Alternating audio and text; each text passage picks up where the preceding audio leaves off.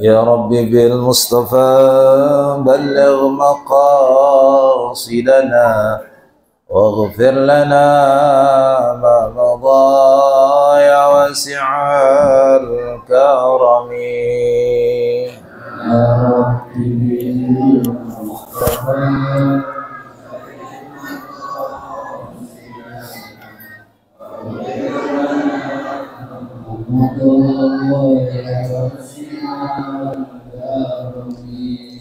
محمد سيد الكونين والثقلين والفريقين من عرب ومن عجم. يا ربي بالمصطفى بلغ مقاصدنا واغفر لنا ما مضى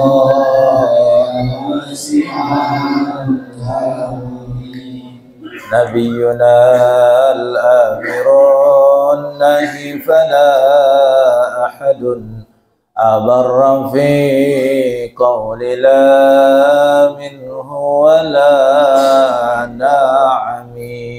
يا ربي بالمصطفى بلغ مقاصدنا واغفر لنا ما مضى يا واسع الكرم.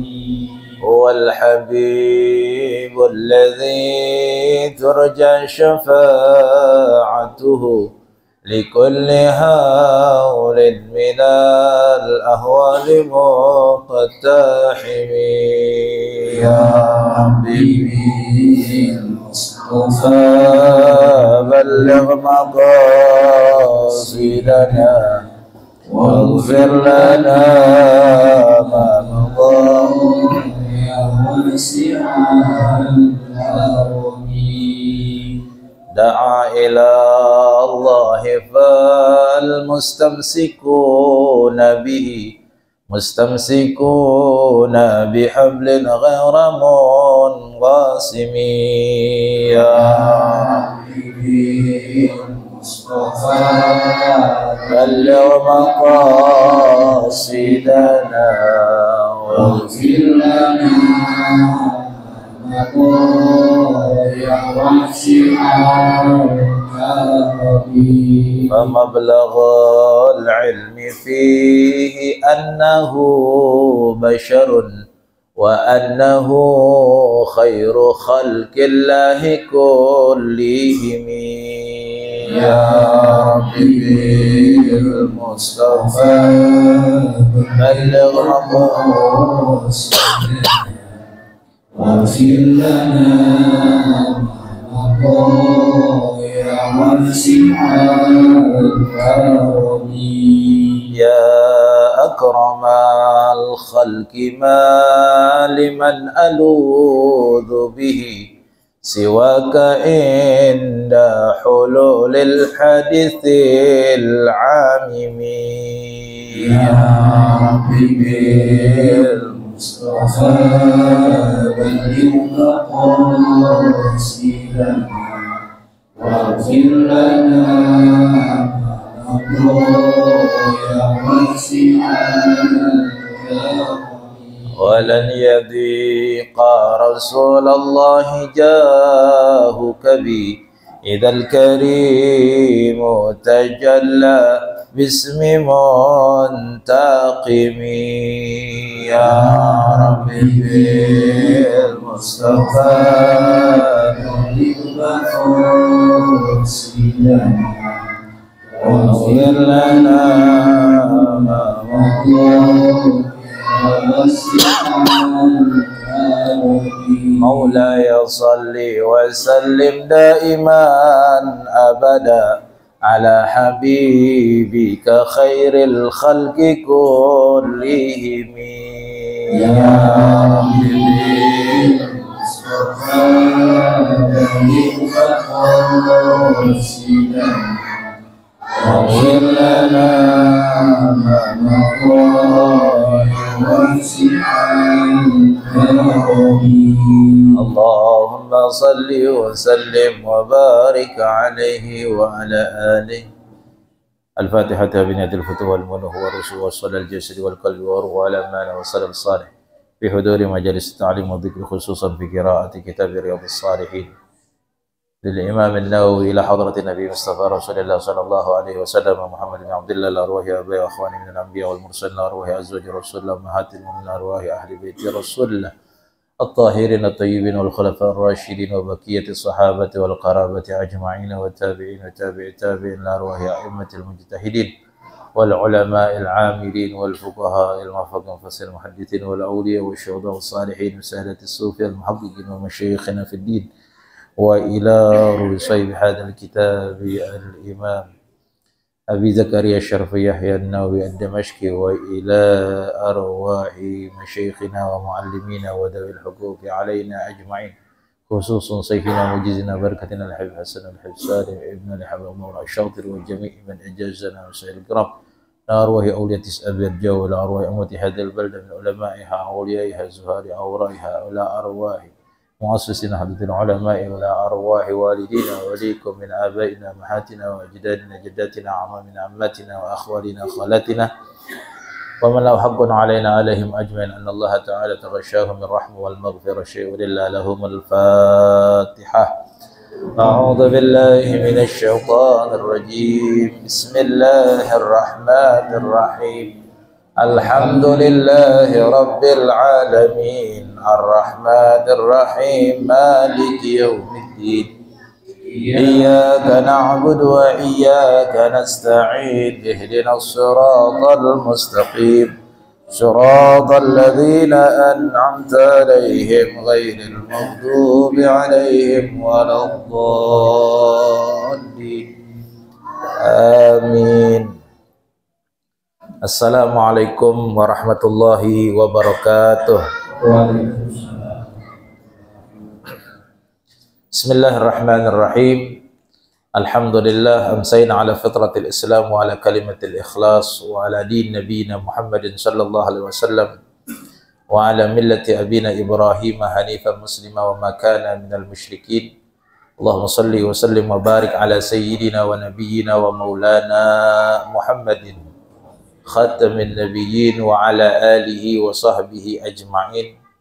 Subhanaka la ilma lana illa ma 'allamtana innaka antal alimul hakim. Rabbi shrah li sadri wa yassir li amri wa hlul 'uqdatam min lisani yafqahu qawli. Allahumma aghnina bil ilmi wa zaina bil hilmi wa akrimna bit taqwa wa jammilna bil afiyah. Allahumma rzuqna fahman nabiyyin wa hafdhal mursalin wa ilhamal malaikatil muqarrabin. Allahumma rzuqna ilman nafi'a wa rizqan thayyiba wa amalan mutaqabbala bi rahmatika ya arhamar rahimin amin ya rabbal alamin. Amma ba'd, hadratal mukarramin karamat muhtaramin muhtaramat kaum muslimin wal muslimat hadirin hadirat jamaah ta'lim Masjid Jami At-Taufiq yang dirahmati Allah Subhanahu wa taala, seluruh dan segenap pengurus daripada Masjid Jami At-Taufiq. Mudah-mudahan kita semua senantiasa diberikan sehat walafiat, panjang umur selalu dalam taat pada Allah Subhanahu wa taala. Apa yang menjadi harapan baik dunia dan akhirat kita dimudahkan oleh Allah Subhanahu wa taala. Aib kita ditutupi Allah, kekurangan kita disempurnakan Allah, dan apa yang menjadi kebaikan dunia dan akhirat Allah selalu berikan kepada kita kemudahannya, jalannya dan keridhaannya, sehingga kita bahagia, senang dan gembira dunia dan akhirat kita. Amin ya rabbal alamin. Kita lanjutkan kajian kita dalam kitab Riyadhus Shalihin, di mana memang bab sabar ini lumayan banyak hadis-hadisnya, karena memang kita dalam menjalankan kehidupan, baik dalam menjalankan perintah Allah, meninggalkan larangan Allah, menghadapi ujian-ujian dari Allah Subhanahu wa taala, mendapatkan nikmat-nikmat dari Allah, semuanya butuh yang namanya kesabaran. Kalau kita nggak sabar, pastinya kita nggak bakalan melakukan ketaatan kepada Allah. Kalau kita nggak sabaran, pastinya kemaksiatan udah kita kerjain aja. Kalau emang kita nggak sabaran, rasa-rasanya musibah yang Allah berikan kepada kita yang silih berganti, yang kayaknya episode nggak berujung, kayaknya kita lebih mengarah putus asa aja udah. Dan apabila kita nggak punya kesabaran, nikmat yang Allah berikan, kita nggak menjadi hamba yang bersyukur kepada Allah Subhanahu wa Ta'ala. Maka bab sabar ini diperbanyak agar kita mendapatkan asupan, suplai motivasi dalam diri, sehingga kita ini memang hidup itu perlu yang namanya bersabar. Sabar itu tidak ada batasannya, namun bersabar itu tergantung Allah berikan kadar kesabaran itu pada diri kita. Maka kesabaran itu hanyalah anak tangga yang puncaknya adalah keridhaan kepada Allah Subhanahu wa Ta'ala. Pada malam hari ini, pada hadis yang ke-44, wa bi ilai haddatsana an Anas radhiyallahu anhu qala, dari sahabat Anas bin Malik radhiyallahu an, beliau mengatakan qala Rasulullah sallallahu alaihi wasallam, telah bersabda Rasul sallallahu alaihi wasallam, idza aradallahu bi 'abdihi khairan ajjala lahul 'uqubata fid dunya. Apabila Allah menghendaki kepada hambanya satu kebaikan, maka Allah akan percepat untuk dia siksaannya di dunia. Wa idza arada bi 'abdihi syarra, dan apabila Allah menghendaki pada seorang hambanya asyarra, keburukan, amsaka anhu bidzambihi, Allah tahan dari dirinya untuk tidak disiksa dengan sebab dosanya, hatta yuwafiya bihi, sampai Allah penuhi dengan dosa-dosanya nanti yaumal qiyamah, hari kiamat. Wa qala Nabi sallallahu alaihi wasallam, dan telah bersabda Nabi sallallahu alaihi wasallam, inna idhamal jazai ma'a idhamil bala'i. Sesungguhnya besarnya balasan itu bersamaan dengan besarnya ujian yang Allah berikan. Wa innallaha ta'ala idza ahabba qauman ibtalahu, dan sesungguhnya Allah apabila mencintai satu kaum, maka Allah akan menguji mereka.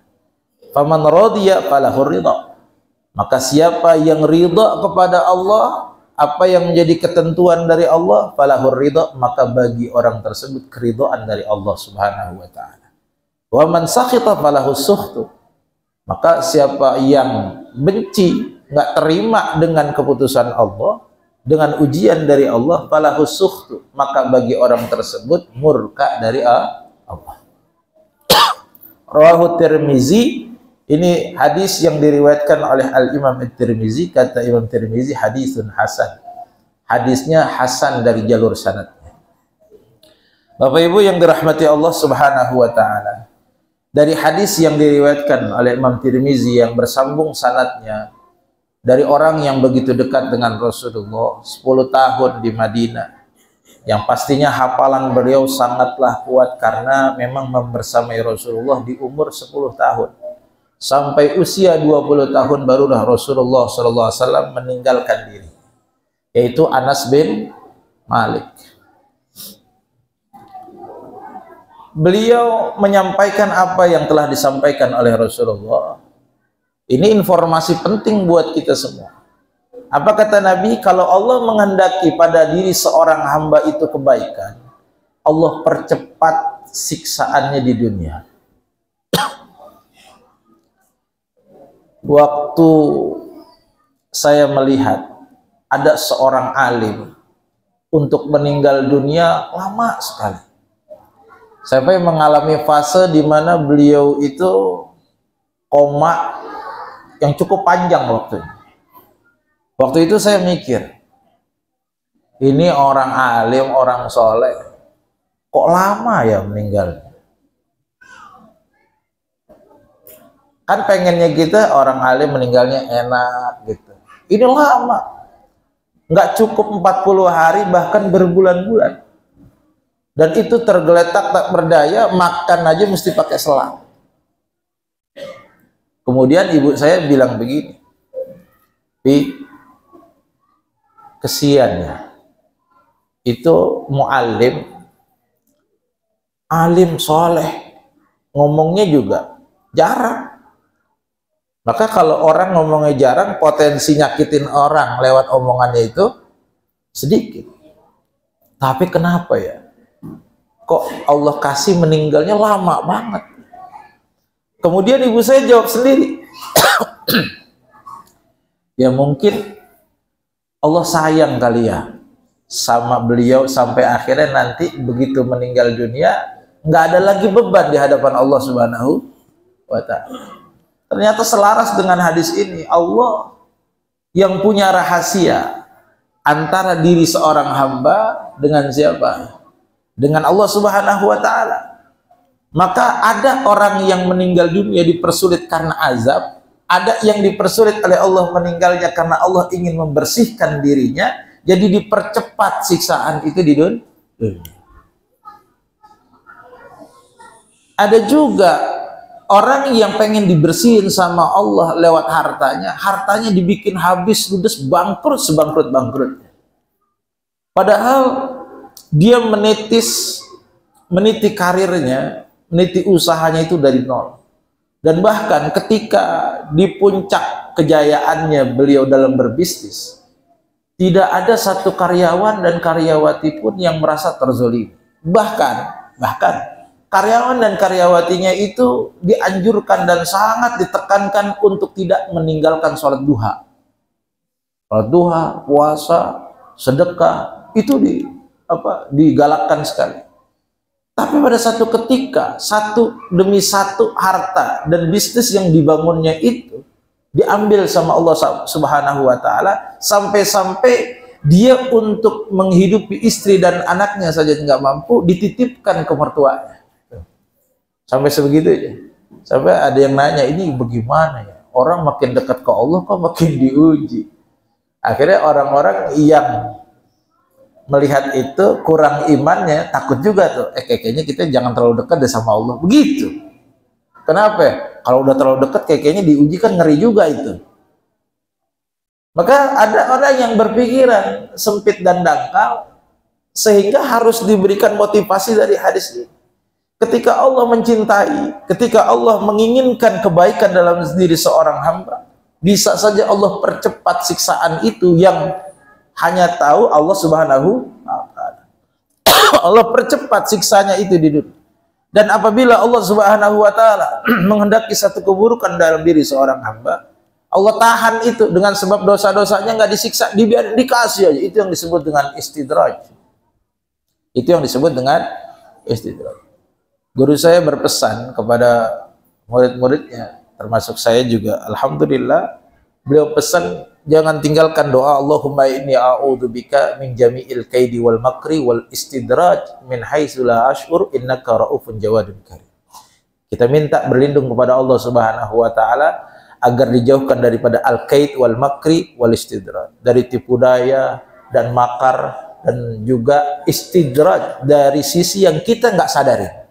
Terkadang terlihat itu sebuah nikmat untuk kita, tapi ternyata di balik nikmat yang dibalut dengan kesenangan itu ada istidraj yang kita sehingga lupa bahwasanya itu merupakan ujian buat kita. Kita lupa, semakin lupa dan lalai bahwasanya ada satu dosa yang terselimuti dengan nikmat. Kita lupa istighfar, kita lupa minta ampun, kita lupa untuk bertaubat. Keenakan dengan nikmat yang Allah berikan, yang pada saatnya nanti Allah tuntut kita melebihi dari apa yang kita bayangkan.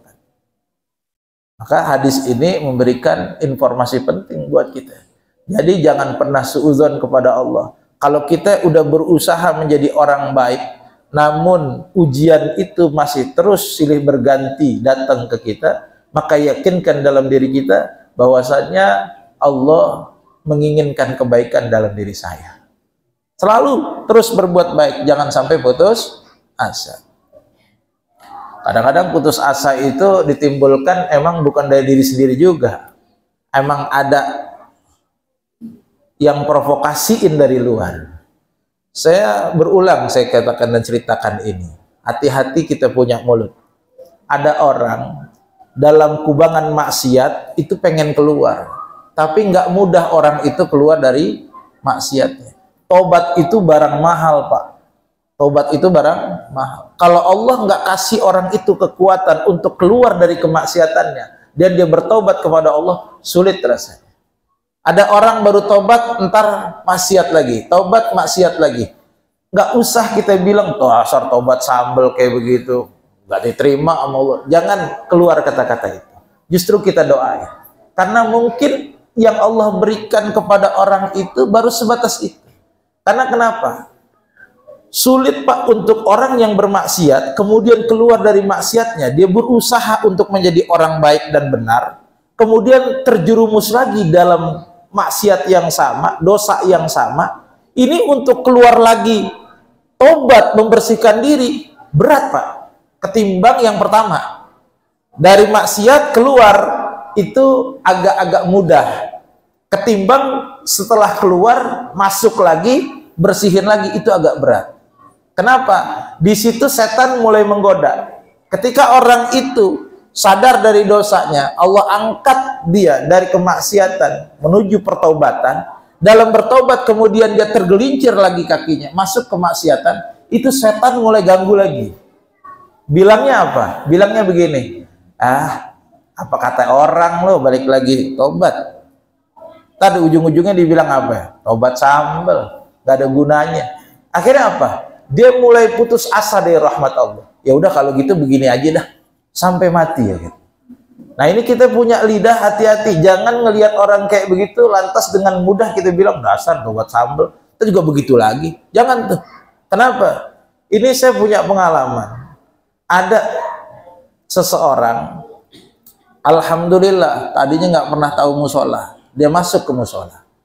Dia masuk ke musola, kemudian lama nggak pernah ngeliat lagi di musola.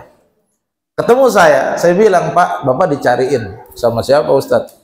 Sama karpet musola. Karpet musola kangen banget dicium sama Bapak, disujudin. Dia bilang apa? Ustadz, kayaknya saya nggak ke musola-musola lagi deh. Kenapa? Sholat saya kayaknya sia-sia. Saya lagi wudhu. Ada orang ngeliat gambar di tangan saya. Gambar tatonya sih nggak gede, Pak. Nggak bagus juga bentuk gambarnya. Kayak gambar anak TK itu. Mungkin dia iseng saat itu.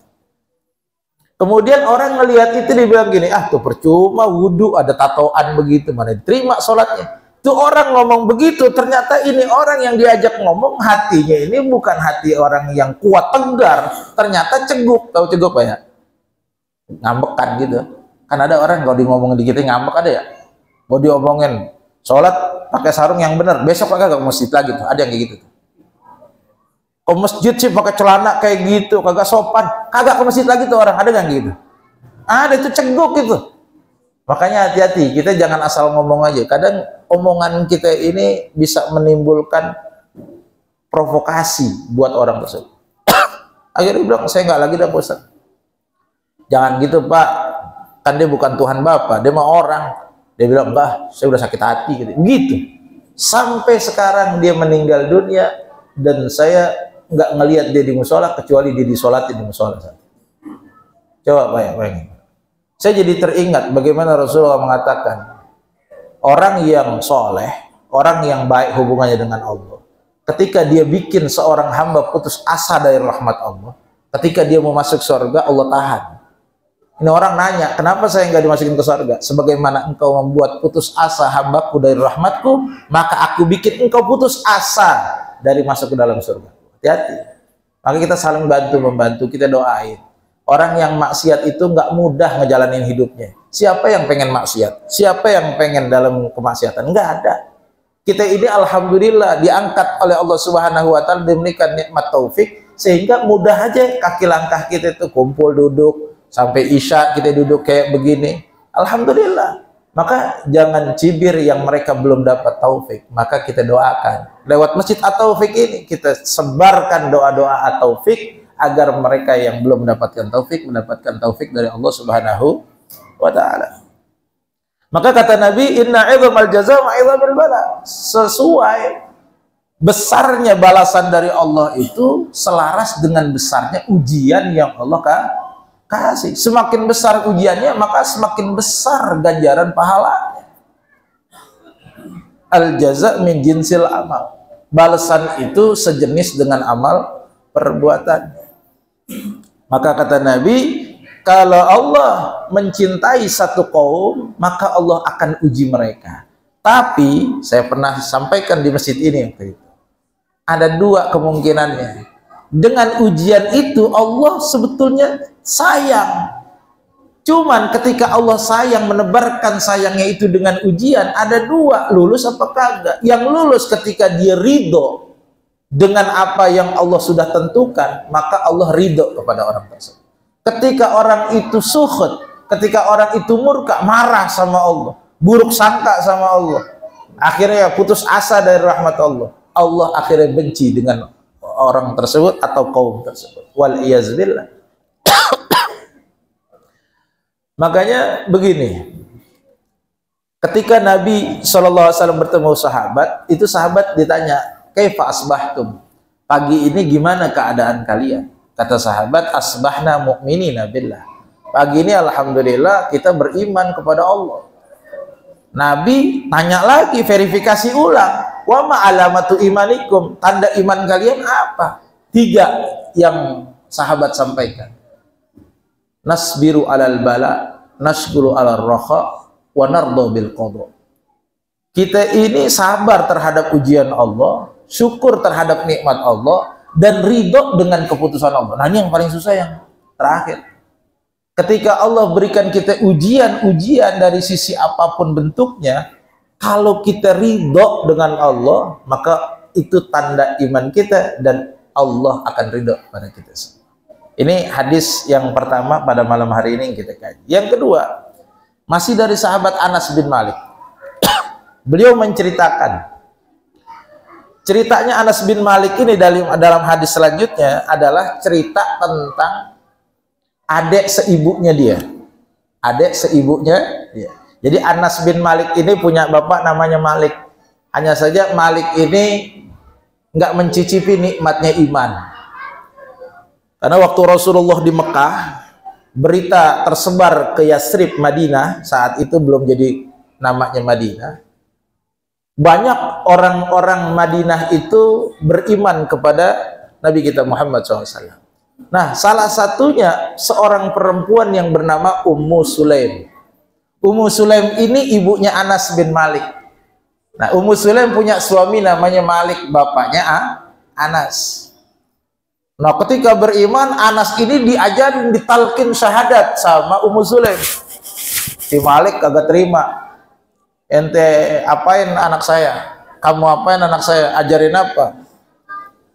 Pokoknya nggak ridho dah si Malik, si Anas ini mengikut agama yang disebar dan disampaikan oleh Nabi kita Muhammad SAW.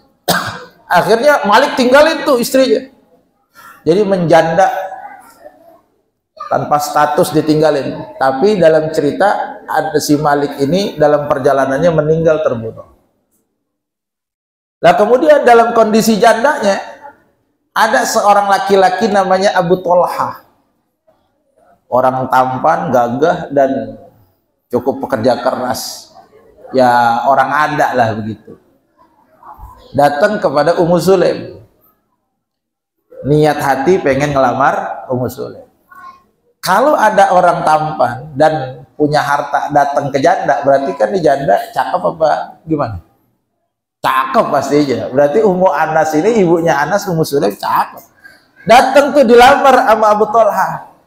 Kata Ummu Sulaim bilang begini, ya Abu Tolha, lelaki tampan sepertimu rasa-rasanya nggak ada perempuan yang enggan untuk menolak lamaran. Hanya saja saya ada mengganjal di hati. Saya kepengen kalau kamu bisa memenuhi syaratnya. Saya nggak minta mas kawin yang neko-neko. Saya hanya meminta engkau umumkan, engkau ucapkan 2 kalimat syahadat imanmu kepada Allah dan Rasulnya di hadapan saya dan di hadapan orang-orang yang beriman di Madinah ini. Itu sebagai apa? Mas kawin pernikahan untuk saya. Bayangin tuh. Ummu Sulaim imannya luar biasa. Makanya Ummu Sulaim ini punya kelebihan. Di antara wanita yang bukan istrinya Rasulullah, yang rumahnya disambangin oleh Rasulullah dan ditiduri oleh Rasulullah di waktu siang hari, itu adalah Ummu Sulaim. Selain anaknya Anas, ketika Rasulullah datang ke Madinah, dititipin si Anas kepada siapa? Kepada Rasulullah. Dan rumahnya Ummu Sulaim mendapatkan keberkahan. Siang hari Rasulullah datang ke rumah Ummu Sulaim dan hanya untuk tidur siang di rumah Ummu Sulaim. Padahal Ummu Sulaim bukannya istri Rasulullah. Nah, ketika Rasulullah tidur itu kan berkeringat. Siang hari panas. Itu Ummu Sulaim kumpulin tuh di botol kecil keringatnya Rasulullah SAW. Rasulullah tanya, apa yang kamu perbuat Ummu Sulaim? Ya Rasulullah, saya sangat ingin sekali kita punya minyak wangi, tapi minyak wangi kami ini enggak sewangi keringatmu yang keluar dari tubuh. Ngumpulin keringatnya Nabi untuk dijadiin bibit minyak wangi. Itu luar biasa. Shallu ala Nabi. Allahumma shalli wa sallim wa barik alaihi wa ala. Nah, ini ceritanya cerita Ummu Sulaim dengan Abu Thalhah. Abu Thalhah imannya bukan sembarangan. Waktu di Madinah, Abu Thalhah itu seneng banget. Kalau Nabi pergi kemana, pengen ngikut sama Nabi. Pokoknya sesi bagaimanapun Rasulullah keluar dari Madinah, mau kemana kayak Abu Thalhah, pengen banget ikut sama Nabi. Nah, ini ceritanya Anas bin Malik perihal tentang orang tuanya nih, Ummu Sulaim dan Abu Thalhah dan saudara seibunya Anas bin Malik dari Abu Thalhah. Kata Anas bin Malik, kana bunun li Abi Thalhah. Dulu ada putranya Abu Thalhah dari emaknya, siapa? Ummu Sulaim. Yastaki, mengalami sakit. Fa kharaja Abu Thalhah. Abu Thalhah anak lagi sakit karena emang cinta sama Rasulullah. Rasulullah pergi, pengen ngikut aja, ditinggal itu anaknya. Karena dipikir udah ada ibunya, anak lebih aman sama emaknya dah. Ternyata dalam bepergiannya Abu Thalhah itu putranya nih bocah sakit, umurnya nggak panjang, meninggal dunia. Faqubidas sabiyyu. Falamma raja Abu Thalhah, ketika Abu Thalhah pulang, nanya, biasa bapak pulang nanya anaknya yang sakit. Ma fa'ala ibni, apa yang dikerjakan anak saya? Gimana anak kita? Kan begitu ya, keadaannya bagaimana?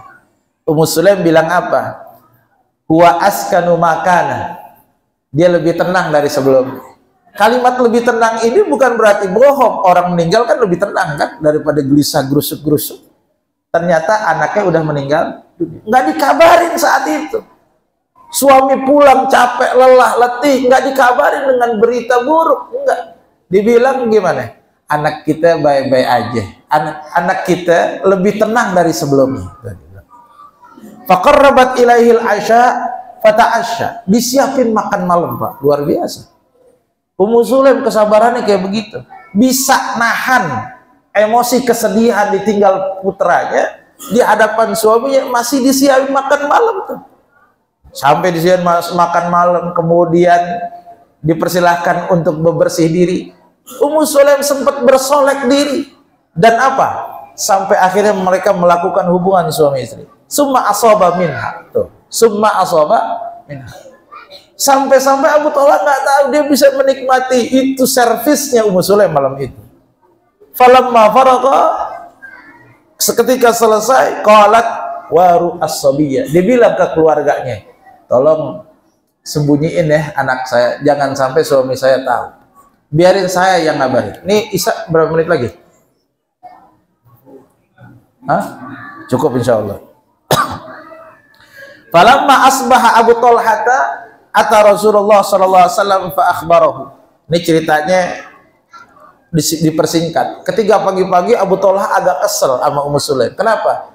Karena setelah beliau melakukan hubungan suami istri, kemudian semuanya udah tenang, udah kondusif, Ummu Sulaim bilang begini, "Pak, bagaimana menurut Bapak? Kalau ada titipan, orang nitipin ke orang, kemudian orang yang nitipin mau ngambil, itu yang dititipin boleh nggak ngecegah?" Jangan, orang titipan orang mah kasih. Kalau begitu ridho ya sama Allah. Kenapa? Putra kita meninggal dunia. Loh, di situ tuh Abu Thalhah marah. Kenapa nggak dari awal? Kenapa saya harus didiemin, makan dulu, kemudian kau servis saya sebegitunya, sampai saya seperti ini? Akhirnya ngadu ke Rasulullah. Pagi-pagi tergopoh-gopoh datang ke Rasulullah. Apa kata Nabi? Nabi orang bijak, Masya Allah, manusia bijak yang penuh dengan hikmah. Nabi tahu. Akhirnya Nabi bilang apa? A'arrastumul laila, apakah semalam kalian bermadu kasih, kata Rasulullah. Malu-malu dan Abu Talha bilang, iya ya Rasulullah, padahal saya kesel banget, ngapa mesti sampai sebegitunya ya? Apa jawaban Rasulullah? Allahumma barik lahuma, semoga Allah berikan keberkahan untuk kalian berdua. Ternyata hasil dari perbuatan malam itu, benihnya Allah tanam di dalam perutnya Ummu Sulaim. Fawaladatu hulaman, lahirlah seorang anak yang namanya Abdullah. Faqala li Abu Talha, ketika lahir, kata Abu Talha kepada si Anas, Anas, ihmilhu, bawa nih adik kamu ke Rasulullah. Hatta ta'tiya bihin Nabi, sampai engkau bawa ke Nabi. Wa ba'atha ma'ahu bitamaratin, bawa nih beberapa korma untuk ditahnik. Kemudian didoa sama Nabi. Nabi tanya, amahu syai', ada enggak amani bocah sesuatu? Kata Anas, na'am tamarat, beberapa korma ya Rasulullah. Fa akhadahan Nabi fama dogha, kemudian Rasulullah papak itu korma, kemudian dicoletin ke mulutnya anaknya Abu Talha yang bernama Abdullah. Summa akhadaha min fi, kemudian Rasulullah ambil tuh korma dari mulutnya, faja'alha fi sabiyi, kemudian ditaruh di mulut tuh anak. Summa hannakahu, kemudian mentahniknya, wasammahu Abdullah, kemudian diberi nama oleh Nabi anaknya dengan nama Abdullah. Ini hadis muttafaqun alaih. Nanti cerita-cerita selanjutnya ini masih tentang itu, walaupun berbeda redaksinya. Yang pada intinya dari Abdullah ini dikatakan bahwasannya lahir dari si Abdullah 9 anak, semuanya qurra, hafidul Quran. Berkah. Tuh, bayangin. Berkah dari mana? Buah kesabaran seorang istri, yang mana kesabarannya itu ada ganjaran yang Allah berikan. Tuh. Nah, ini sebetulnya intinya dalam berumah tangga, menyikapi segala hal itu harus diiringi dengan iman kepada Allah dan Rasul. Ummu Sulaim gak bakal bisa kayak begini kalau bukan karena imannya kepada Rasulullah. Ngapain anaknya diumpet-umpet itu? Wah, kalau kita mah jangankan baru sampai rumah, belum juga kelar urusan kita, wah diteleponin itu, ya anaknya meninggal. Wah, pokoknya ada genteng bocor aja kita dikabarin, wah token mati gimana ini? Coba lihat Ummu Sulaim. Ummu Sulaim sampai anaknya meninggal dunia, sampai ngabarinya pun dengan penuh kehati-hatian, sebelumnya diservis habis oleh Ummu Sulaim. Itu karena dasar apa? Karena kesabaran yang landasannya iman kepada Allah dan Rasul. Banyak cerita-cerita tentang bagaimana istri-istri para sahabat itu bisa sabar. Kenapa? Karena imannya kepada Allah dan Rasul. Yang mudah-mudahan sedikit yang kita kaji pada malam hari ini, pada kesempatan kali ini, menambah keimanan kita kepada Allah dan Rasulnya, sehingga dalam menjalani hidup kita harus selalu ingat, mudzakarah diri, bahwasannya kesabaran itu adalah modal utama, dan kesabaran itu tidak bisa kita lakukan sendirian kalau bukan dari haulun wa quwwatun minallah, kalau bukan dari kekuatan yang dititipkan oleh Allah Subhanahu wa ta'ala. Maka perbanyak kita mengatakan la haula wa la quwwata illa billah. Kalau ada sesuatu yang menghimpit diri kita, perbanyak aja udah la haula wa la quwwata illa billah. Udah nggak ada daya dan upaya. Kita nggak bisa nepis maksiat, kita nggak bisa melakukan ketaatan kalau bukan ada kekuatan yang Allah sematkan dalam diri kita. Mudah-mudahan lewat majlis-majlis kayak begini, kita hadir majlis-majlis ta'lim, Allah berikan nikmat itu semua pada kita semua. Amin ya rabbal alamin. Hadanallahu wa iyyakum ajma'in. Wallahul muwaffiq ila aqwamit thoriq. Assalamualaikum warahmatullahi wabarakatuh.